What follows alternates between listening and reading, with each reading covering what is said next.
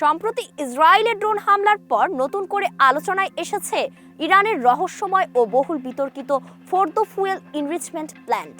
আন্তর্জাতিক বিশেষজ্ঞরা বলছেন এই পারমাণবিক স্থাপনাটি আজ শুধু ইরান ইসরায়েল নয়, গোটা মধ্যপ্রাচ্যের নিরাপত্তা হিসেব পাল্টে দিতে পারে। এই প্ল্যান্টের ভেতরে কি ঘটে সেটাই আজ গোটা বিশ্বের কৌতূহলের কেন্দ্রবিন্দু। কিন্তু কি এই ফোর্দো, আর কেন এটি নিয়ে গোটা বিশ্বের এত কৌতূহল?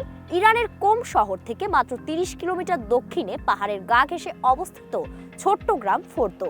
কিন্তু এই নিরীহ গ্রামটির গভীরে মাটির নিচে গড়ে তোলা হয়েছে বিশ্বের অন্যতম সুরক্ষিত ও গোপন পারমাণবিক প্ল্যান্ট ফোর্দো। আধা কিলোমিটার গভীর ভূগর্ভস্থ এই প্ল্যান্টটি এমনভাবে নির্মিত হয়েছে যাতে শত্রুপক্ষের বোমা বা ক্ষেপণাস্ত্রের আঘাতে এর কোনো ক্ষতি করতে না পারে। এর চারপাশে রয়েছে বাংকার, ক্ষেপণাস্ত্র প্রতিরক্ষা ব্যবস্থা ও আধুনিক সুরক্ষা বলয়। বর্তমানে এটি ইরানের পারমাণবিক শক্তি সংস্থা অ্যাটমিক এনার্জি অর্গানাইজেশন অফ ইরানের নিয়ন্ত্রণাধীন। ফোর্দো ইরানের দ্বিতীয় ইউরেনিয়াম সমৃদ্ধকরণ কেন্দ্র। প্রথমটি হচ্ছে নাটানজ পারমাণবিক কেন্দ্র। তবে ফোর্দো প্ল্যান্টে কি হচ্ছে তা নিয়ে রয়েছে প্রবল রহস্য। এখানে স্থাপন করা হয়েছে হাজার হাজার উন্নত মানের সেন্ট্রিফিউজ, যা উচ্চমাত্রায় ইউরেনিয়াম সমৃদ্ধ করতে সক্ষম। আন্তর্জাতিক পরমাণু শক্তি সংস্থা বহুবার জানিয়েছে যে ফোর্দো প্ল্যান্টে উৎপাদিত ইউরেনিয়াম এমন মাত্রায় পৌঁছে গেছে যা পারমাণবিক অস্ত্র তৈরির পথে ইরানকে আরও এক ধাপ এগিয়ে দিল। IAEA এর 2013 সালের রিপোর্ট অনুযায়ী এখানে 83.7% বিশুদ্ধ ইউরেনিয়াম শনাক্ত হয়েছে, যা পারমাণবিক বোমা তৈরির জন্য প্রয়োজনীয় 90%-এর মাত্রায় খুব কাছাকাছি। মূলত 2009 সালে বিশ্ব জানতে পারে ফোর্দো প্ল্যান্টের কথা।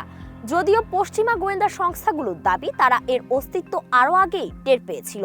2011 সালে এই প্ল্যান্টে 20% সমৃদ্ধ ইউরেনিয়াম উৎপাদন শুরু হয়। যদিও ইরানের দাবি ছিল এটি শুধুমাত্র গবেষণা ও চিকিৎসার জন্য ব্যবহৃত হবে।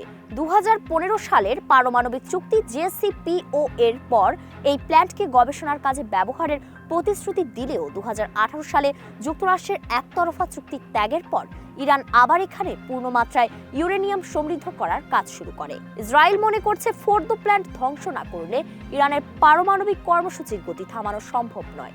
গত 14 জুন ইসরায়েল এখানে হামলা করেও তেমন কোনো ক্ষতি করতে পারেনি।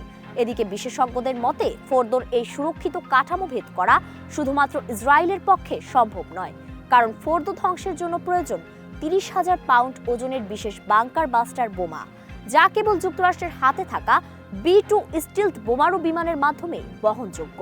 এই ধরনের অস্ত্র ইসরায়েলের কাছে নেই, আর যুক্তরাষ্ট্র এখন পর্যন্ত এই বোমা ইসরায়েলকে সরবরাহ করতে নারাজ। ফলে যুক্তরাষ্ট্রের সহায়তা ছাড়া ইসরায়েলের পক্ষে ফোর্দো প্ল্যান্ট ধ্বংস করা সম্ভব নয়।